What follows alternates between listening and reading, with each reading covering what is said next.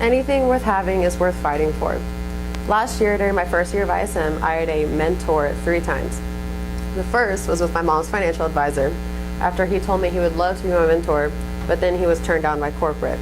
So I had to keep looking. The second was with a real estate firm that had had interns in the past and told me to come in so we could discuss what times we were both available. The problem was that my ISM class period didn't work with their schedules, which meant another no. Now we were going to Christmas break. Most people had their mentors except me and a couple of others, and I didn't know if I'd be able to find someone that didn't have the same confidentiality issues in my field as I had kept seeing. I continued to look online and I networked with people I knew, but I didn't seem to be getting anywhere. January had rolled around when my aunt, who works in finance, called me saying she had a possible mentor for me. I was excited, but first I had to call them to see if we could work something out. After a few phone calls, we were able to coordinate our schedules with my final and for real mentor. It took a lot of perseverance and help to find my mentor last year, and because of it, I learned much more than I would have if I didn't have my mentor. This is why I picked my quote for my second year of ISM, which is, in any given moment, we have 2 options, to step forward into growth or to step backward into safety, by Abraham Maslow. During the first portion of ISM, we conduct research on our chosen topic, as well as conduct informational interviews as a part of this research. The first part of research is finding articles so we may learn more about whatever we want regarding our specific topic. For me, since I am studying wealth management, I not only research what wealth managers do and how to become one, but also their purpose, the importance of networking and jobs, and how they deal with large events when it comes to strategizing their clients' portfolios. Being a wealth manager means managing a client's assets with the goal of helping them achieve their financial goals, whether that be investing their money, estate planning, retirement planning. Wealth managers deal with all aspects of their client's financial portfolio. What I learned was an important part of being a good wealth manager is being able to understand the economy, because investments rely heavily on the market. Wealth managers that have this type of knowledge are extremely helpful to those who have a high net worth or those who just need help on where to put their money away in order to retire. Having a wealth manager's guidance can prevent so many bad things from happening to a person's finances. It can also produce the best outcomes. This is why I picked this field of finance, because having a person's money and future in your hands makes this work extremely personal, and I feel that I can truly have an effect on people by helping them achieve their goals, which is highly rewarding. When I started setting up interviews, I wanted to get more out of them than I did last year.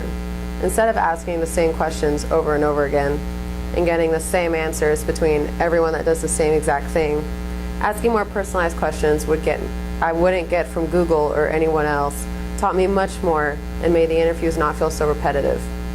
My first interview was with Andrew Phillips, a financial advisor at Chase Bank.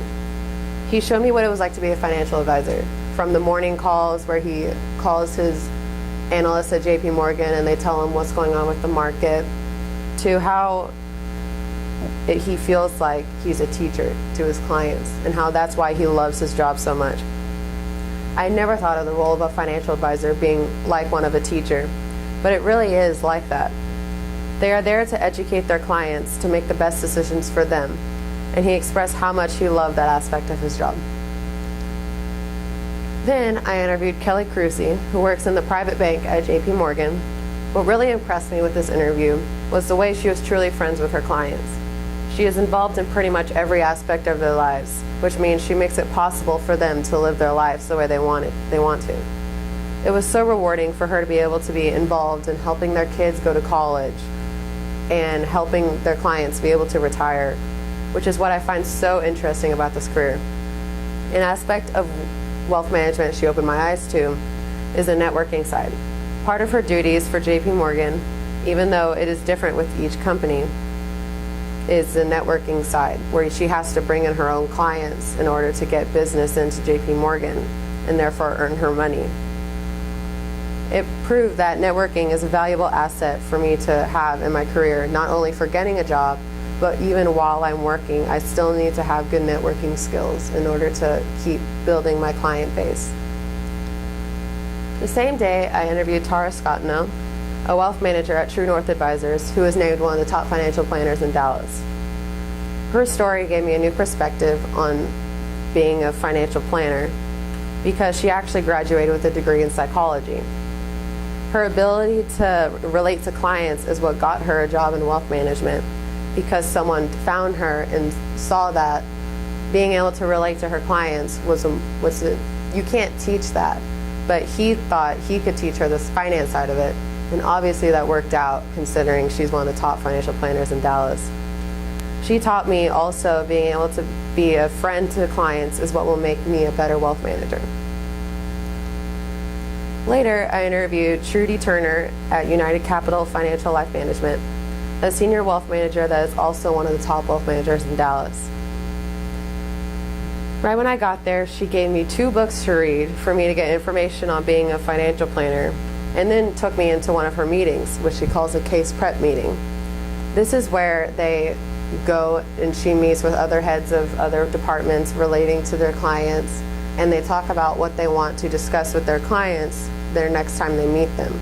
This can go from investments they want to open up, accounts they want to open up, and pretty much anything, even about how each other's day is going, or as they were talking about then, they had to make a lunch setup. But it was cool being able to be involved in a meeting that I had never been able to. She was extremely passionate about teaching me how to become a wealth manager, and she said how she really doesn't feel that there are enough wealth managers in this world because their purpose is so important in everyone's lives, and there really should be more of them. So she was very happy that I was looking into this career. And the lesson she taught me will stick with me for my whole career. I feel extremely lucky I was able to find her and have the chance to learn from her. Lastly, I interviewed a lending analyst at the JP Morgan Private Bank, Barbara Gass. She went to UT in Austin, which is my #1 choice for college. She absolutely loved UT, and we talked about it for about half of the interview. But she also really loves her job and taught me about a different side of wealth management and private banking, which is the lending side. And she opened my eyes to other careers that not only involving just a wealth manager, but there are also careers behind the wealth manager that put together the analysts and the data and that propose plans for the wealth manager. The wealth manager just really oversees it all and has the one-on-one interaction with the clients. But what I thought was cool is that even though she does the work behind the scene, let's say she developed a strong plan for a specific client, and she could ask to sit in on the client meeting so that she would be able to describe it to that client, because you have to be able to, as a wealth manager, you have to be able to know all aspects of finance really in order to explain it in its simpler terms so that the client will understand. My interviews this year were incredible because every person I talked to was extremely passionate about their job and very impressive. They have enhanced this year for me already. This year will present a lot of challenges that I will have to overcome, and I'll be able to prove to myself how much I can accomplish when I want it bad enough. ISM has helped me find out more about myself in much less time than it would have taken me to without it. And I believe it has already changed my future drastically. I can't wait to see what I will achieve in my future with the help of ISM. This year will be a great one. Thank you.